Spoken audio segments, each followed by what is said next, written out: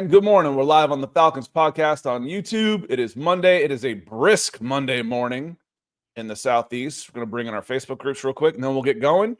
Going to put a bow on this draft class before we move on to rookie minicamp, because that's really all that's been going on the last 72 hours or so. Is just finishing up this draft class. Welcome in, everybody. This is a Monday morning edition of the Falcons Podcast. It is into May. Yesterday was May the 4th be with you day. It is now May 5th.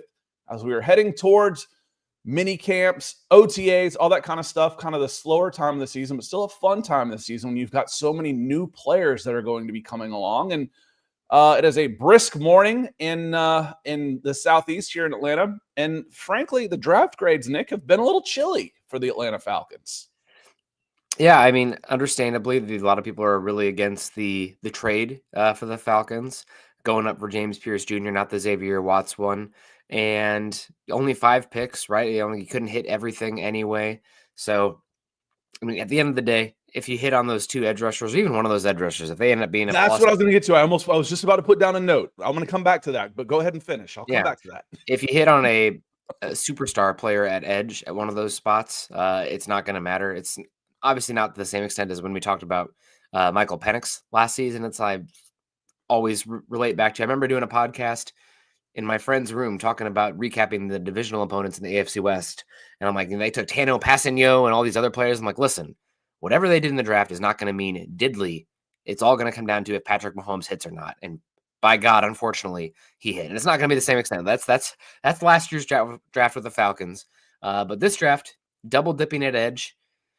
I mean, I don't hate it. I feel like if you guys would have double dipped at tight end or like safety in the first round, like something like that, where like the actual ceiling of return is inherently lower, that's one thing.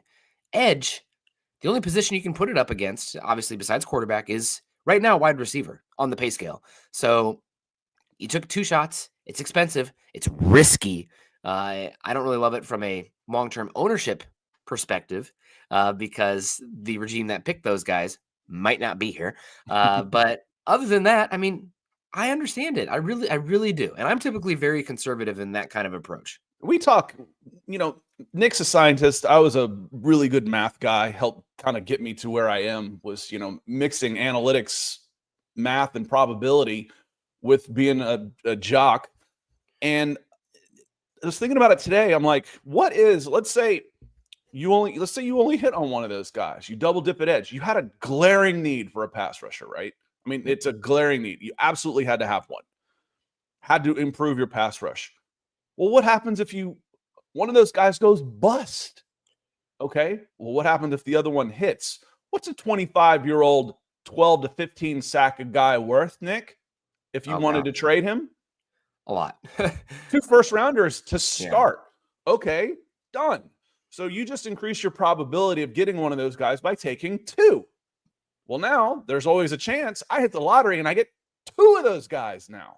So the idea that it was expensive, I mean, yes, it's expensive. You use 2 first-round picks to address one area of your team. Okay, yes, that is expensive. But the idea that the trade was overly expensive, it's still it kind of blows my mind. And we're going through some of the analytics grades as people are going through it, and that's what we want to get to. I got 2 examples on here that I'm just like, I call it willful ignorance at this point. And the other term, I put it in writing for under someone else's name as I was editing it, but I'll take blame for it on this. They're letting their preconceived notions of the trade affect how they are grading the entire draft. What do we call that, Nick? What do we call when the preconceived notions of your personality or an event shape how you view something else? What is the phrase for that? Or what is the one word for that? Bias. Bias. It's bias. You guys have heard me say a zillion times. There's no such thing as unbiased. It's impossible. We are all biased. Where we grew up, who we grew up with, some of the values that have been instilled on us, the relationships we've had, it's all shapes our personalities and how we view the world. It's bias. These guys are so biased by their idea that the Falcons spent so much on this trade that they can't see the forest through the trees. Yeah. So on that note, Nick, I want to say hello to some folks and then we'll come back to this. We're going to set this up. We're going to get into that, and then we'll get into some of your questions and stuff too as well. And John says, good morning, John. Hope you had a good weekend. He says, good morning, Scott and Nick and the Falcons family. That's all of y'all. We're used to the hate from the media, and I don't necessarily agree with that. Again, I said there's a few universal truths with fans.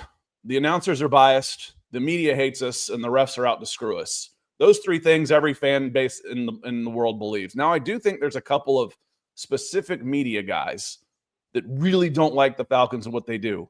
Mike Florio, Seth Walder, ESPN. Those two guys. I'm not going to say ESPN. I'm going to call out a couple individuals. And frankly, Nick, the Falcons have been bad pretty much, except for about a 10-year run in the 2000s, pretty much for their existence. They're one of the bottom 5 franchises in the NFL. They haven't had a winning season since 2017. They've earned the disdain from the media, who kind of looks down their noses at them. But that doesn't mean, kind of like I say about Chris Lindstrom, just because the Falcons are bad doesn't mean we piss on individual players. Chris Lindstrom is amazing, and he gets looked over for certain awards because he's tainted by the entire, losing culture, Nick.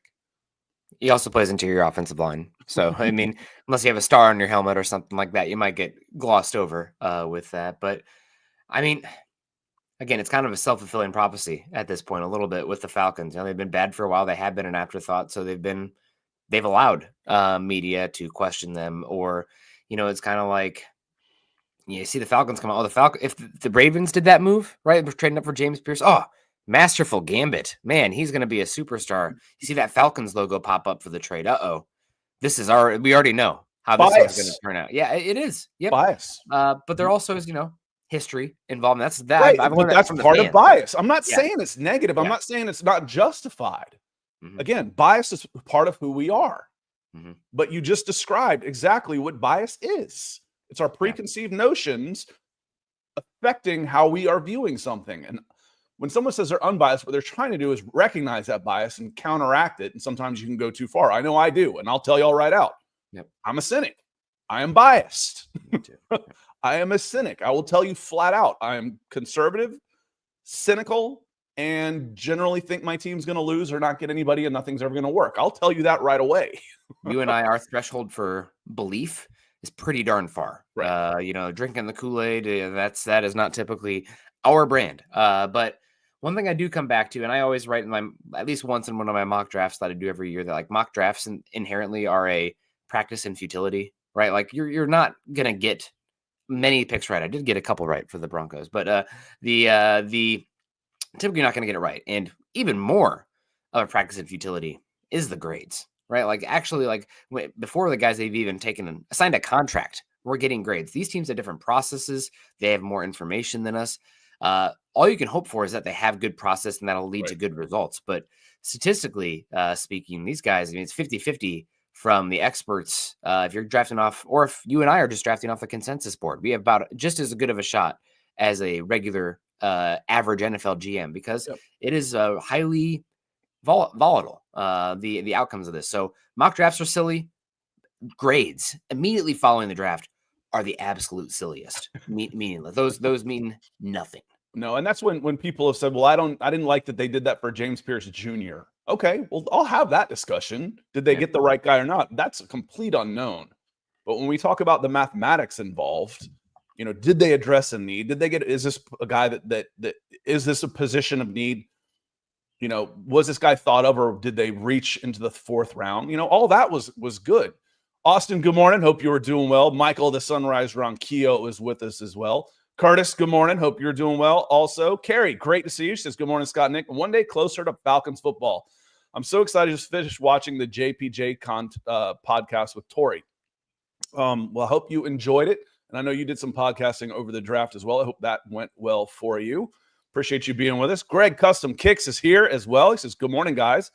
The Falcons are doing on D what I do when customizing shoes, stripping the base of old and creating a new product of future value. When it comes to the process, the question I have, Greg, on this is, did you wait too long? You've ignored this for so long. Now you've overcorrected. The past 2 drafts, aside from Michael Penix, have been almost completely defense. Is that okay? The older guys on offense are basically offensive linemen. Okay, I can live with that. They can play longer. You're still young at your skill positions. Your defense, for all the talk about what this defense can be, you don't go out there with first-time players and dominate. And there's a lot of first-time players. Ruka Rohiro, for the most part, is a first-time player. Brandon Dorless. These guys all got redshirted last year. I'm not going to go out there with 4 rookies and 2 first-time starters, 6 guys, and be dominant. That said, the bar was set so low last year, Nick, that they can be better. They can still be a better defensive unit and grow as a unit as all of this comes together, hopefully in, 2-3 years. There's a foundation down there, Nick. Yeah, and I mean, you still should get some return immediately, you'd hope. Granted, we don't have to rehash the conversation of last week. Like, are you doing enough work on first and second down to actually get the value of those 2 light, tweenerish edge rushers, right? Or hybrid, whatever word you want to use, depends on your bias on that one, Scott. But yeah, I mean, this is a work in progress. The question is, can it turn around fast enough to save everyone's job? That's where I come back to, the general manager people operating from a place of desperation. Now, I'm not saying the Falcons were outright, but another year like last season, especially with the pathway in the NFC South being what it is, concerning. I mean, that's my big thing, right? It's that first round pick still. I understand why people are pushing back.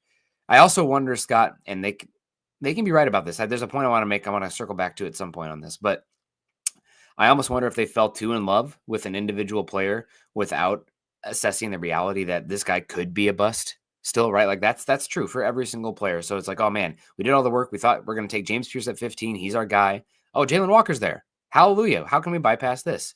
Oh man, we still love James Pierce. We still love him. Sometimes you got to let the human stuff, nature step back and let the computer approach take over. Like, what's the model say? What does the process follow? But if you're right on that guy, it doesn't matter. It's just, again, inherent additional risk doing that kind of move. The Jaguars, and this might not be the best example in the world, but the Jaguars don't do official visits. They don't bring these guys in for interviews and that type of stuff. And I understand why to a certain extent. When you're talking about 30 guys, though, I think it could wash itself out. My point on this is when I was director of scouting at Scout and had to rank these guys and I had to justify I separated myself from the recruiting aspect of it because I'd get to know them. I'd get to know their families. And it made those decisions harder to make because my personal feelings for these people that I've developed relationships with becomes harder to do. So you can talk yourself into a lot of things because you end up just really hitting and really liking the person. That said, I'm glad they did do with James Pierce Jr. some extra work, there on that one. Some of the questions we have coming in are, defensive tackles. Do you think we'll add a big defensive tackle in the middle? Make You Fumble says still need a defensive tackle. So the answer to Deontay and Make You Fumble is yes. I think they still bring in a big guy. We wrote it up about Montravius Adams, and I'm not saying he's the guy, but there will be big men that end up getting cut over the course of the next May, June, July, August, 4 months, even into September 1st. And you can plug those guys in pretty easily if you pick them up after cut day down to the 53 and you just need them to go in. And I need you to take on a double team and don't get blown out of there. That's it. That's the scheme. That's all I need. You can find those guys. Yes, I think you'll probably see several 300-pound defensive linemen rotating in and out of Flowery Branch over the course of the next 4 months. Yeah, they have to figure it out, right, to bring in a little bit more beef. But we also want to see all these young guys and how they fit as well, and how Ulbrich wants to deploy all the players as well. Once he gets done, belt to his son's butt for the, what is it, 100,000 or whatever it is that's coming out of his bank account. Yeah, that's serious money when you're talking about a non-head coach. $100,000. I think he's making about 700. I mean, that's a chunk of change. Even if he's a million, 10%. I don't want to just give away 10% of my income. People say, oh, the team will pay it. Well, I don't pay players fines. When they get fined, it comes right out of their check. So it was a pretty big deal what happened to them. Speaking of dads, Yeah, I got the belt to my ass a few times too, until I could stand up and look him in the eye, and then that stopped. We don't do that anymore. That doesn't happen anymore. I don't think too many butt whippings, and maybe many people think that's part of the problem in the world. There's not enough butt whippings going on. We get that in sports. That's a good place to take it out. The aggression where it's allowed. Chris Walker, morning everyone. I'm excited about our UDFA class. How does everyone feel about it? We talked about it a lot last week. You got a lot of good ones. I know that people are excited about Nash. To me, an older wide receiver, still pretty raw. That isn't really a great athlete. I'm not as in on Nash, but I really like Joshua Gray, Oregon State player. I think he's a good fit for the offensive line. Good developmental guy. Now he's kind of a weird body type because he's I think 6'5", and arms are shorter. But I like Joshua Gray a good bit out of that UDFA class personally. And another one to watch for is the tight end Joshua Simon. Someone in our comments afterwards. And I love it when y'all. I read your comments again. Agree, disagree, keep the debate civil, and we'll have it all the time. Start spewing nonsense or being animosity, then you're going to be booted off. It's so simple. It's like you don't get banned for what you say, agree or disagree. You get banned for being an a-hole. But Joshua Simon, someone came in and said something about him. You should check him out. And I went and looked at his numbers. Stats are pretty good, and he's a plus athlete for sure. Tight end, he could come in and make some noise too. I like him a good bit. Also, a good athlete, H-back body type though, Scott. I mean, you're going to see F and H. He's not going to be a Y, just a little bit too small. But as far as watching him at South Carolina, I don't know if he caught anything more than like 2 yards beyond the line of scrimmage, but an athlete in space where you can work him out. And I think there's some potential with angle routes, wheels, et cetera, out of the backfield and doing some fun stuff with him and special teams value as well when you got an athlete at that size. So yeah, I like Simon a lot as well. I thought he would be actually drafted day 3 at some point. Yeah. M.A. Williams says, good morning. I totally agree with your assessment. I think we 100% hit on the draft. Well, we'll see. Again, the process of it. It's time to go out and win the division, winning record. Let's start there. Go as far as we can in the playoffs. It is, and I think this is a pivotal year. There's a lot of Terry Fontenot love right now. That doesn't change the fact that if things go badly in this season, there's going to be big changes. When you take a big swing, you get big misses. And 5 years of your tenure. Well, what about this, and this, and all the excuses? The excuses don't matter. At the end of the day, when you're at the top, it's all your fault. I mean, when you're the GM, it's all your fault. And people say, well, it's Rich McKay and Arthur Blank. Yeah, well, Arthur Blank's not getting fired. So it'd be general manager and probably the coach that would go as well. So win. And there's no reason. I mean, there's reasons, obviously. But they're set up to win. I believe that. I believe they are set up to win. And Terry says, making the 53 will be tight this year. Expect a holdover of 3 that don't make this year's team. Whole secondary, dude. I've said that the C word is a bad word that I heard last year. Too much was comfortable. This year it's competition. D. Alford. Let's see. Who else is in the slot? Mike Hughes. I think he'll make it. There was someone else that we're talking about that doesn't make any money. The new safety. Jordan Fuller. There's no guarantee there. Mm-hmm. So there's plenty of competition out there. D'Angelo Malone. That's a crowded room now. Does he make the 53? There's lots of competition in there. So wanted to get to the topic here real quick because there are a couple of things I wanted to call out that we wrote about on FalconsSI.com since we last talked. This isn't necessarily one of them. This is from Walter Football.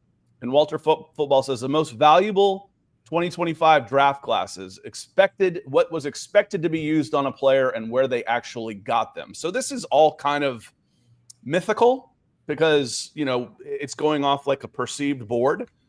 But that's the Falcons up there at number 1. By far number 1. And they do that by Jalen Watts fell to them. Jalen Watts. I'm mixing up guys now. Jalen Walker fell to them. He was expected to go higher than 15. James Pierce Jr. was expected to go higher than 25. Xavier Watts was expected to go considerably higher than 96, I think is where he ended up going.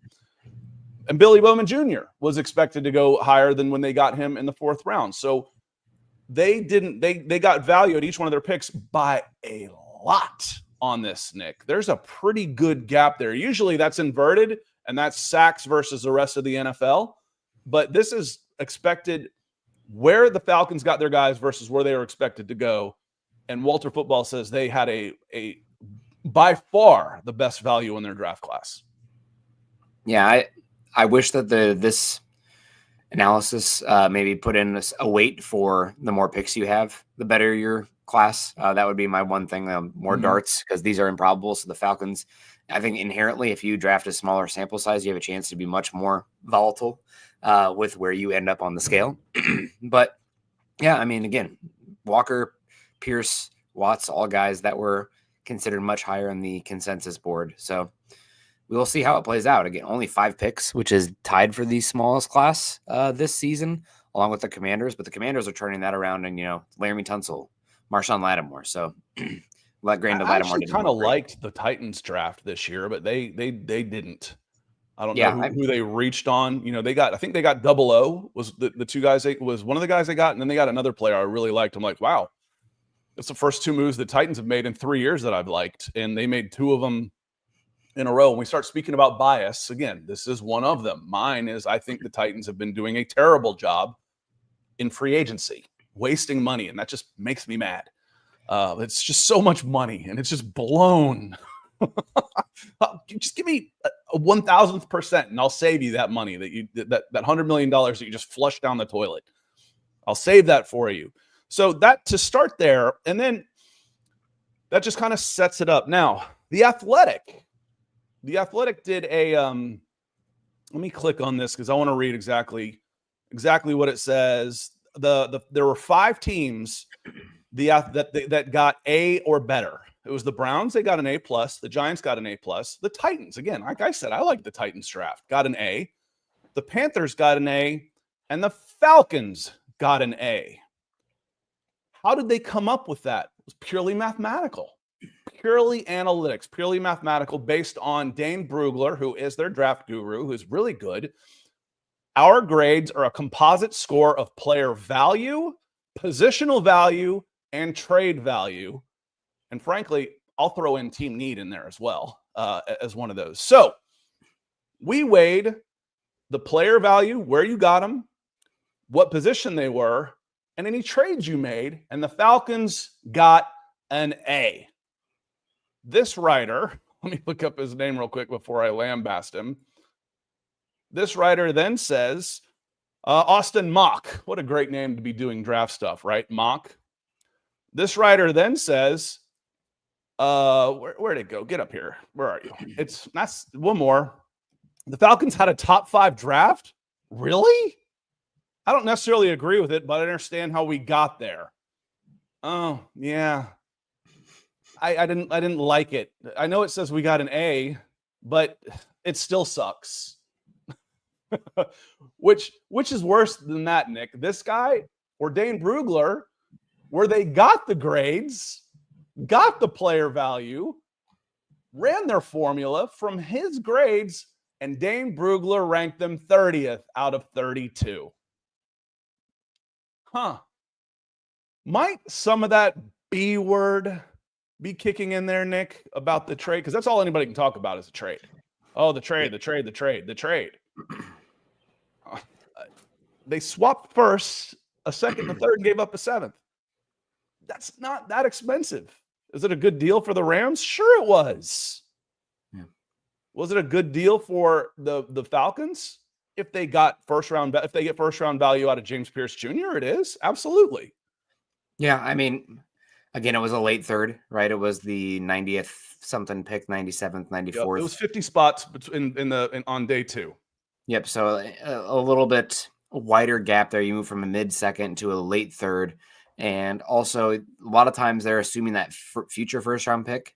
Most of the time, they kind of assume that it's going to be middle of the pack, right? So like 16th overall value. So you lose 10 spots there. You lose 50 spots day 2. I understand why it's, when you look at the ranking, not just the numbers, but the ranking of each expected pick, why it is a little bit lower.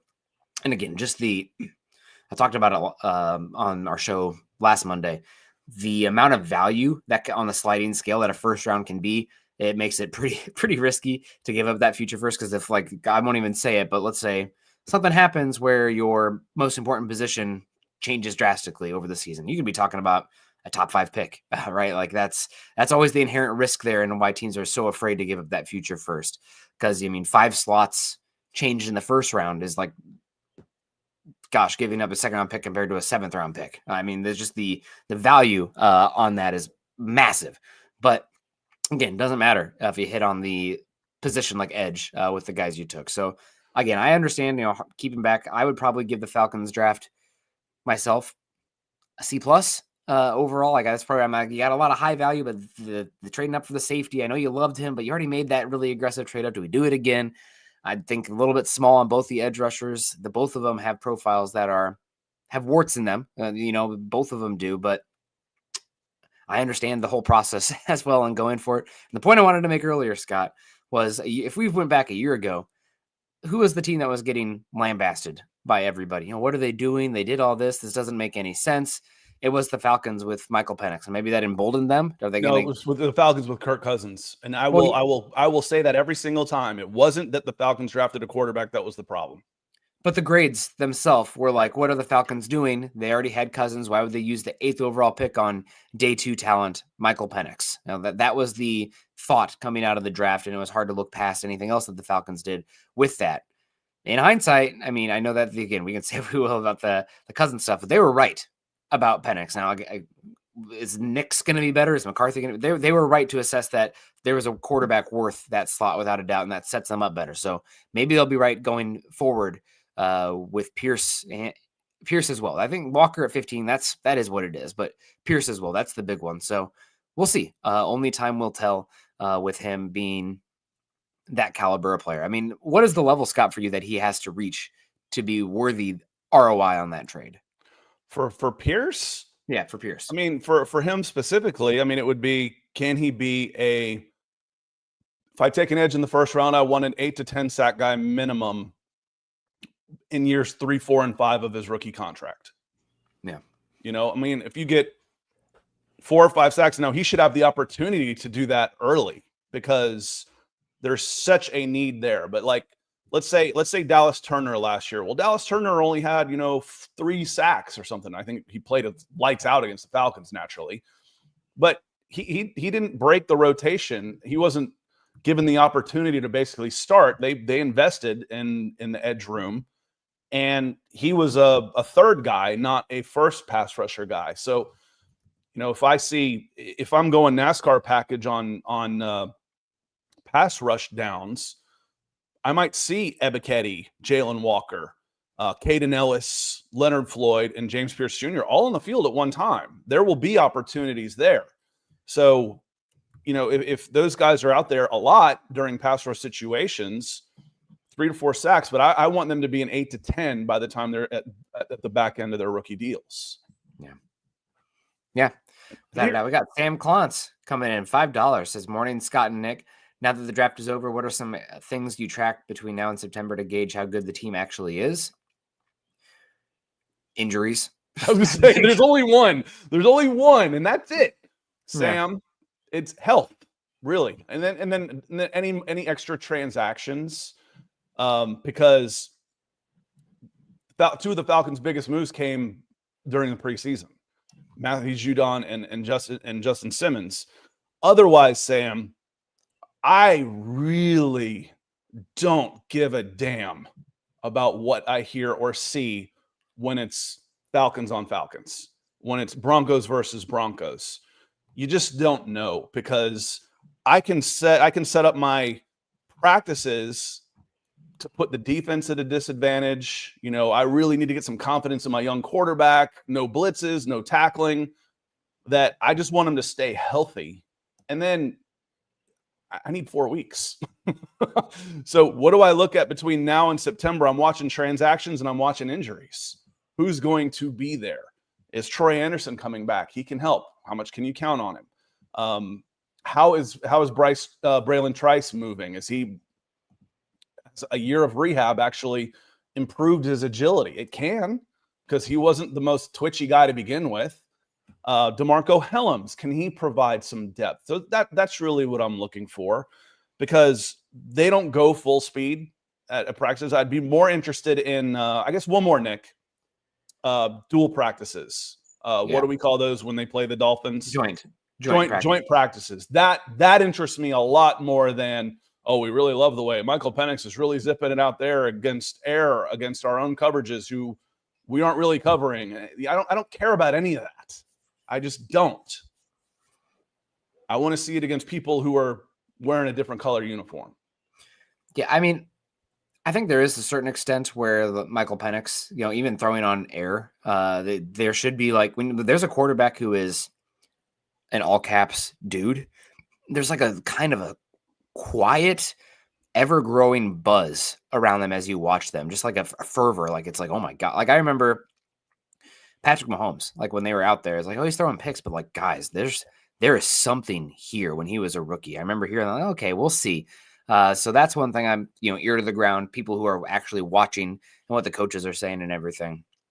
So that's one you want to keep an ear out for. But really, I mean, again, it's health, Scott. And the one thing also about the Falcons, even in like joint practice in preseason as well, the actual NFL games are different. And my concern with this team is physicality and strength on the defensive line. I think it's a little bit more flash than substance on the defensive side right now with the just even like, it's not even lacking in defensive tackles. It's the edge bodies that you have, the linebackers that you have. And in the NFC South, which is becoming a bully division a little bit. With some of those guys though, Nick, is Morgan Fox and Zach Harrison. I need to hold down the edge, those are the guys I'll have on the field. And then I'll back some of the other guys off, or, if I run a 5-man front, I might run a 4-1. Yeah. But I think when they need to get big, there's your 4. Even Taquan Graham, let's move him outside. I don't think that these guys are here to seal the edge. Maybe Walker is. Walker's more capable of that, but it's like, dude, you got one job. Yep. Go get that guy. You can come in on third down. You get 1 sack a game, you're going to be a bazillionaire. Yeah, we'll see. I do worry about just, again, the mass and the size and the talent up front for those bigger guys that you listed as well. But AJ comes in, says, I get to cover South Carolina for Sports Illustrated. Well, fun times, man. That's a fun team up and coming. I don't want to give you the Brett Bielema delay of game to motion out there to get you mad. I'm a Brett Bielema fan. He says, I like what I saw. I know you're not. I hate him about as much as anybody in sports. Oh man, Big Ten, baby. I've got to talk to him a few times, and I appreciated my interactions with him. I didn't like the fact that he was complaining that he was being out recruited, that Urban Meyer was recruiting too hard, and his entitled rich ass didn't want to go out there and put in the work. And then he went to the SEC. Yeah. You're a moron. And then fell flat on his face and sucked. Yeah. Oh, he did. Big blowhard. That's what I think of him. Well, he's doing pretty good at Illinois, but he says, I like what I saw this past year from Simon. He was a good safety blanket for Lenora Sellers. Yeah, man. South Carolina, the Cox this year are going to be something else. Sellers got a chance to be the first overall pick next season. Really excited to see what Nick Harbor, I believe that's how his last name is pronounced. Scott, have you heard about Nick Harbor? He's been like Bruce Feldman's #1 freak 2 years in a row. He's that crazy athlete that they moved to wide receiver. I don't know why he moved to wide receiver instead of edge, but he's 6'5", 240. And he runs like Nicholas Harbor. Yeah. Yes. That's he wanted to be a receiver. Yeah. I had a viral video of him running the 100 in high school. Yeah. Freak. And then they also have, everybody's losing their mind about Jeremiah Smith, wide receiver for Ohio State, understandably so. But Dylan Stewart, the edge rusher from South Carolina, he has just as good a chance to be the number 1 guy if you take the quarterbacks out. I mean, if Arch Manning's in the 2027 class, we'll see. But those 2 guys, man, great. And South Carolina, fun, good football. And this is going to be sacrilegious, but I mean, the Cox this season and the Clemson Tigers loaded with first-round talent. So going to be some fun football in South Carolina. Jordan Sheffield, when I was calling the Warren football thing basically a mythical ranking, it's a compilation of big boards, not mythical. All of these are projections, so they're trying to predict the future. These aren't knowns as far as now. There's pretty decent, over the course of time, there's some decent correlation between being ranked higher and being better, but it's not a fact. It's if it's not a fact, then it's maybe not fiction. But like the mythical national champion, they won all their games. It's not mythical. Yeah, well, It is, because they didn't have a playoff or whatnot. So that's why I called it mythical, because it's a compilation of big boards of something that's trying to predict the future, which is impossible. So that's why I called it mythical on that one.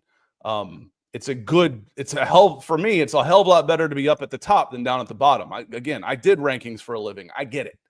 And I tried to downplay the significance of any one pick, follow the trends, and the trends say they did well, but it's not fact that they had, that these guys are going to be the best value until they go out there and do something. They haven't done anything yet. So that was that's why that phrase was used there. Now, the second part of this on the NFL Double Talk continues with Atlanta Falcons draft grades came from NFL.com and came from the writer. His name was Gennaro Felice. And said he's hopped on the bandwagon of marking down the latest crop of Falcons, despite also praising the Falcons. So basically, he goes in and just says he ended up ranking the Falcons 29th out of 32 by saying, oh, they spent too much, they double dipped, the sameness here, did they overcorrect, blah, blah, blah. Can't get over that. But my favorite pick in the draft was Xavier Watts. Nick, why are people, I call it willfully ignorant at this point, because they're just flat out ignoring the fact that Xavier Watts was part of this deal. He was part of this deal. The Falcons didn't just send a first and a second. When I first heard that, you saw my reaction, because you broke the news to me live while we were on. Mm-hmm. I was like, oh man, that's too much. A first and a second, that's too much. Oh, they got back a third at pick 101. Oh, well, that's not that bad. That pick turned into Xavier Watts. So the Falcons get James Pierce Jr. and Xavier Watts, and they send a first, and a first for a first, a second for an early fourth, basically, because it was in the comp pick range, a third, and they sent a seventh. They only gave up one pick. They gave up a seventh, and they moved down in the second. Okay, man, it's both sides of their mouth on this one. Man, they really spent a lot. But God, I love this guy. Mm-hmm. But I'm going to grade him awfully. I just, what I say all the time? I don't mind a jerk. I usually use a stronger word than that. I can't stand a hypocrite. And the hypocrisy in this grades is pissing me off. Yeah. Again, I just circle back to it's a cherry on top for the content of the draft season. And does it actually matter? If you're going to do it, be honest. Yeah. It's hypocrisy, and I cannot stand hypocrisy. And I know none of this really, really matters, but if you're going to go through the process of doing it again, I had to do this crap and put up with the repercussions for 15 years. Yeah. It's coming I'm hypersensitive to it. That's one of my biases. Yeah. One of the bases is what are your perceived value of the players? That's how you're going to grade the class. And do I think every single one of these people have graded the players? No. But I think anybody who's done this as long as you and I have, Scott, or as the volume of Dane Brugler, understands that you have to leave room to the reality that you're going to be wrong, because you are going to be wrong almost as much as you're going to be right. So that is something where you grade them 29th. They haven't taken a snap yet. James Pierce could come on the field and he's wrecking practices where he has to be held out, that kind of thing could happen. The light bulb could come on to an extent with the questionable dialed in aspects of him. So we got Lance coming in, says, didn't expect so much hatred towards Brett Bielema out there. Yeah. I mean, I hated him for a number of years out there in Wisconsin. He's out there in Illinois now, Scott's, but met Brett a few times. I think he's funny. He might be fine in person, but his public, the coach, Brett Bielema, when Ohio State got in trouble for the tattoos, how ridiculous does this all sound now in the days of NIL? For getting free tattoos to their guys, they got in trouble, and it cost Jim Tressel his job. There was a gap in there. The top 5 recruiting states in the country are the big 3, and actually Georgia's almost up to the big 3 now. But it's California, Texas, and Florida were always the big 3, and then there was a little bit of a drop-off to Ohio and Georgia. So Ohio feeds the Big Ten. It feeds the Big Ten, and Ohio State is the big dog in its own state and a big dog in the Big Ten. Well, when there was a a changeover there at Ohio State. Here come the Big Ten schools to sweep in and try and get some of those guys that either Ohio State already had committed or recruiting. Fine. Urban Meyer comes in from Florida and recruits like Urban Meyer recruits. He's ruthless. He's aggressive. He's not afraid to play a little dirty. And oh my God, they complained. Wisconsin said, well, we had a gentleman's agreement not to recruit other kids' commitments. You mean like you just did, for the last few months? Complain about Urban Meyer coming into Ohio State and recruiting too hard. Dude, you are soft. You are entitled. You're making $2 million a year. Cry me a river. And then he gets $5 million a year to go to Arkansas, where he's going to have to recruit against all the SEC schools, and just got shillelagh'd, walking around all big and bad. And man, he was awful. He was just awful. So yes, I'm mad that when people like him and like Charlie Weiss get paid all that money and run their mouths and are just terrible, because I'm a little jealous. I'd like $100 million contract for almost beating USC and telling everybody how smart I am. I could sleep at night if I got paid $100 million to do that. I'm just playing a role, Nick. It's good work if you can get it, right? That's out there. Yeah, no, we'll see what happens with Brett this year. Illinois will be interesting. They got some talent. That's kind of a little bit of a sleeping giant there, out there in that state. There's talent to be had, and it's hurting my Hawkeyes. But I digress. Yes, Scott. Again, I come back to it.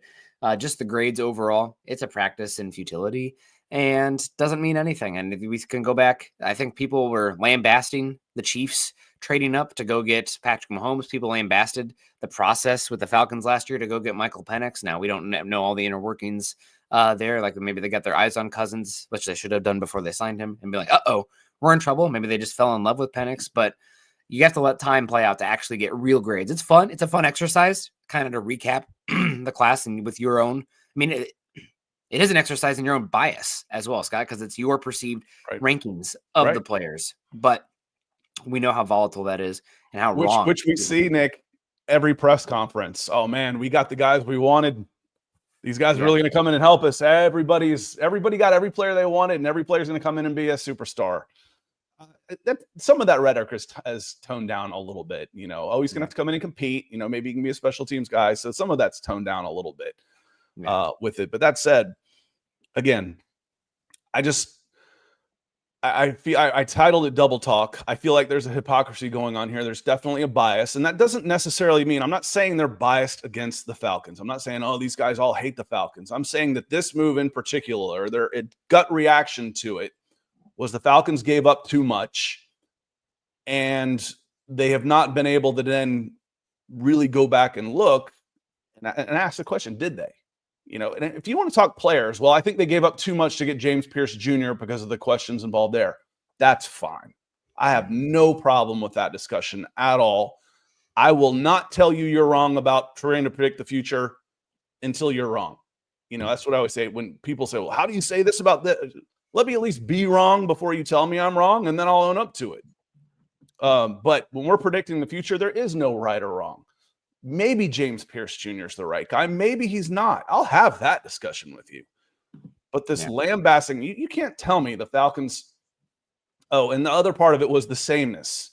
Oh, they went and got two guys at edge. Don't you need two? You mentioned at the very beginning, Nick. What if this, let's roll back just a little bit, and let's say this is 2021, and instead of Kyle Pitts, the Falcons get their quarterback. They get Michael Penix Jr. in 2021, okay? The quarterback of the future. Oh man, this makes sense. You can go under Matt Ryan for a little bit. You still got Julio. You still got Calvin Johnson. Oh, let's fast forward a year. You don't have Julio. Calvin Johnson, you got me through a loop there. Calvin Ridley. Sorry, okay. Calvin Ridley. Apologies. Yeah. Thank you. You don't have Calvin Ridley. You're threadbare at wide receiver. Here comes the Drake London draft. You take Drake London with 8, and you trade back up into the first with this trade to get Chris Olave, to get Garrett Wilson. Is anybody complaining that you double dipped at wide receiver there? Anybody?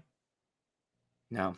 Probably not. What's the problem? It always depends on the trade, at the end, but I'm saying this trade, a first and a second for a seventh for a first and a third. If you make this trade and come away with another wide receiver in the first round of that really good wide receiver class, is anybody complaining that you double dipped? That's my point. Forget the value of it. Is anybody complaining that you double dipped at wide receiver?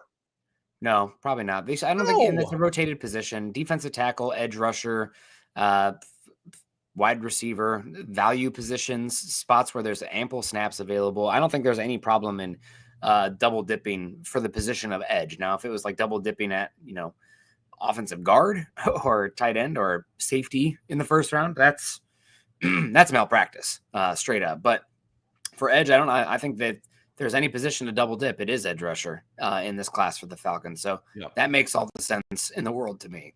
Yeah, again, so when it goes, Colin says, Tester, even there, when we start talking in like hypocrisy and waste, you get me into guys that are wasting $100 million on Charlie Weiss and talking about double talk and hypocrisy. Those are the kind of things that piss me off. What makes me mad? No, not disagreeing. Those are discussions I enjoy having on those. But, talking about, the double talk on this, that makes me mad. Then you get me talking about Charlie Weiss and Brett Bielema. Oh, good Lord. I'm just jealous of their bank accounts for having to accomplish zero. That makes me mad. So, Nick, we are just about to get out of here. Jordan finishing up says, people think they gave up too much because MP9 is unproven and this is a gamble. Everything is a gamble. But that kid is obviously good. And again, this is a hypothetical. I think it's going well. I wouldn't say obviously. It's not obviously he's going to be a success. It's trending in the right direction. But the flip side of this, Jordan, is there's no freaking way they're using a 2026 first on a quarterback. Michael Penix gets at least 2 years as a starter before they do anything. What if Michael Penix doesn't have a very good season and it ends up being a top 10 pick? And that's quarterbacks. You're not using it on a quarterback anyway. You needed 2 edge rushers. And again, so when we start talking about the value, you really can't really go into it without getting into, like I said, hypotheticals. Yeah. What if it ends up being a top 5 pick? What if James Pierce Jr. turns into, Lawrence Taylor? It's probably more likely that they pick top 5. That's happened a lot more often. Yeah, but it's still a hypothetical. Mm-hmm. They needed edge rushers. They got edge rushers. They didn't spend too much to get them. Your own analytics tell you that, and you're still pissed off about it. All right, fine. That's a pretty poor way of doing business, as far as I'm concerned. Yeah. Only time will tell with the drafts and the draft grades. It's fun to talk about, but if he hits, that's great. If not, it's going to be risky, and it's going to be nerve-wracking this season, right, Scott? Because a lot of times, Falcons, Broncos have been there too. Sorry, I got a frog in my throat. But we have been able to, the Falcons kind of falling apart. Well, at least we get to look ahead to that first-round pick. Stakes are high this season to get it right for many reasons for the Falcons and Falcons fans. And King, and then we're going to get out of here, says the fact that people act like they don't know Penix as a QB is wild to me, LOL. I think he's a good quarterback. I think he's got a bright future. I don't know that. It's not a given. So that's all I say. I mean, King, if you're a Falcons fan, for God's sakes, you should know that more than anybody. It's Murphy's Law, dude. I like it. I like where Penix looks, but I'm certainly not going to crown the guy. Damn, I got 50 years of being an Atlanta sports fan and know better than that. Yeah. Until you've done it, you haven't done it. I want to get to Jack here. I gave a C+ grade. Maybe a B- is the way to go. Again, I'm just sorry, man. It's so much. I got to clear my throat out after this. But I'd be very concerned about giving up a future first for a team that has as many question marks. And Jack, you got to go with relative. Not everybody grades the same. Yeah. So the C+ puts the Falcons in the bottom 5. Nick, do you think the Falcons had a bottom 5 draft? No, I think they're probably somewhere like 20th. Yeah, grades are relative. Again, I went through all this stuff with Rivals has them a 4-star. Rivals has 500 4-stars. We only have 200. We have them ranked higher. So grades are relative. So you have to, where it comes down to, I don't care about the grades as much as I do. Where do you have them ranked? That means more to me. You've got them 29th out of 32. That means more to me. when you've got these people who won't give anything below a C because they don't want to make the NFL angry. Yep. And like I had Jalen Walker about where he went. I thought he was a 12 to 20 player. So like the 8 overall or higher stuff, I didn't really see that. So again, I'm not giving you a massive double brownie points for that. And I'm also not I still am pretty concerned about the stuff I heard about James Pierce Jr. And there's the style of rusher that scares me, Scott. I mean, the finesse guys. He's so smooth, though. God, the way he moves, he's just liquid. I mean, he is just liquid the way he moves. I just wonder if it's going to be more backside pursuit kind of stuff than actually winning at the point of attack and getting around guys. The NFL game, I mean, you can't just win on speed in the NFL. The offensive tackles are way too technically sound and gifted. So you have to be a craftsman yourself. And what plays immediately? Speed to power. Guys who have dynamite sticks for hands. He can backside pursuit all day, but the actual technical refinement with his hands is going to have to develop because I don't think he's got Jared Verse level pop, if you know what I'm talking about there. Yep. I do. And again, we'll see. Again, I'll talk players with you all day. Those are debatable. Yeah. So, Chris says, so in a way too early prediction for next year's draft, picking in the second round, cornerback, defensive tackle, center, and tackle. They went pretty hard on defensive back, but corner, yes. Defensive tackle, yes. Center is still a day 3 thing for me, possible. Tackle, I think, is a big one. Wide receiver. And I was going to say wide receiver is how you're missing on this one. Yep. Drake will get paid. Ray's out of contract, and he's not a 2. Darnell Mooney has 1 year left of guaranteed money on his contract. So if he has another big season, they can redo that one, or they can cut him loose and have some money to go get another one. They might need to go free agency to get a wide receiver, which I don't particularly like. I don't particularly like second contract wide receivers nearly as much as I like rookie contract wide receivers. I just think they're getting overpaid. I feel like there's so many good ones out there that the price that they're getting, you're not getting the return for those 10 to 25 receiver range for wide receiver 2 types. They're getting paid now. They get paid huge. I'd much rather have the rookie, for a wide receiver 2. You got your 1, you've got Drake, you got your 1. The 2 should be a little bit easier to find. But, now you're just looking for, hopefully you're not looking for, big depth holes.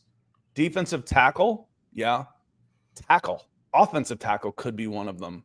And then maybe you can get some money back from at corner. Maybe you can find a guy at corner.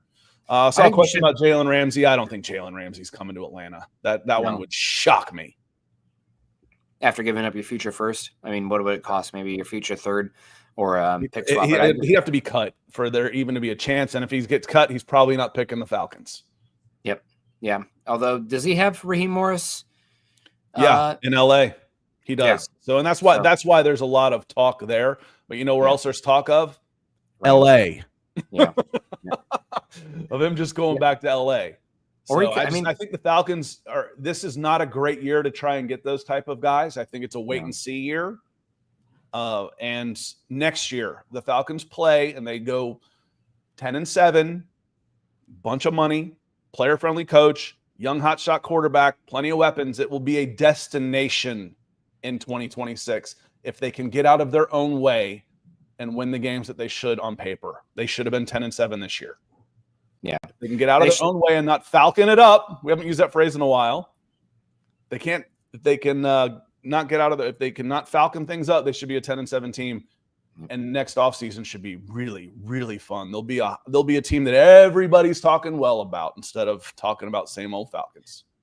And I'll make the same point I make every time. We can talk about the details of the defense, and it's great to have the edge rushers and everything like that. Terry says using a corner in the first next year, wide receiver. There's no first, Terry. So Terry, we don't have a first next year, remember? Yeah. Unless something happens. You never know, right? But maybe you trade back up again. It's going to come down to just how good Michael Penix can be. I mean, that's really the long and short of it. If he is exciting and throwing the ball around the yard, and even if he's having to play keep up, that's going to be the difference for next season, is just how good special Penix can be. And that's a lot of pressure to put on a guy. I understand that, but I mean, that's just how how valuable and important the quarterback is. Now you can talk about the difference with the defense and everything, but if Penix is a guy, that's all that's really going to matter from the big perspective for the Falcons. I think his floor is good enough that the offense should still be at worst top 15, and I think they still have the ability to be a top 10. I mean, they were in yards, they were like 6th last year in total yards, and their numbers with Penix, again, the competition is different, the circumstances are different, but they actually went up in his 4 starts. I think the offense is, I think the floor is going to be set by the defense. Can you, I don't want to lose in overtime by 30 in a 30-point game to the Commanders and to the Panthers. That can't happen again. Yeah. Those are games you should have won if you were playing any kind of defense, let alone some of the other stuff. So for me, the floor is set by the defense. Can they go from a bottom 3 type of defense in the metrics that matter to even into the low 20s, a jump of 10 spots, and this team's a playoff team?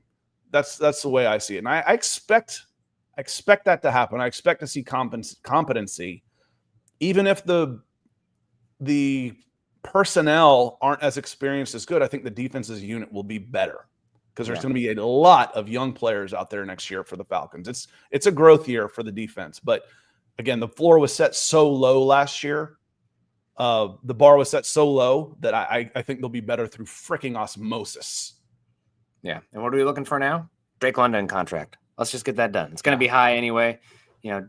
Cover your eyes. Don't get the sticker shock. And let's just get that done a year early rather than a year late.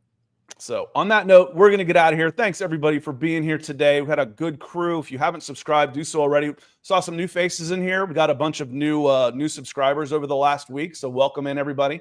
I want to say thank you to our Super Chat superstars, Greg, Sam Klontz, and Lance. Appreciate y'all and help us support the show. Keep my forehead nice and shiny. Keep this vein popping in my forehead when I get all fired up.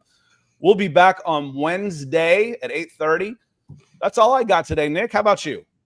No, yeah, fun show. We're getting to the lean seasons, so we'll see how everything goes. Maybe the shows will get a little bit shorter with the content, but hopefully we don't have any big breaking news because a lot of times that is on the negative side this time of year, injuries, arrests. So hopefully we don't have anything too exciting to cover here. A nice, boring offseason from here on out would be good for the Falcons. Yeah, quiet off seasons are good. Again, I like the makeup of this team. There's just going to be a lot of youth, which will cause problems. That's okay.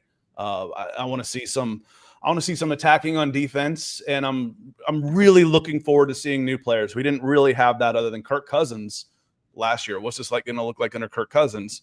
The rookies, we're going to see a lot of young players from Rook, Dorless, Walker, Pierce, Watts, Bowman. Might get a little bit of Trice in there too. So it's going to be a lot of fun. Looking forward to it. Thanks for being here, everybody. We'll see you on Wednesday. Enjoy the rest of your week. Peace.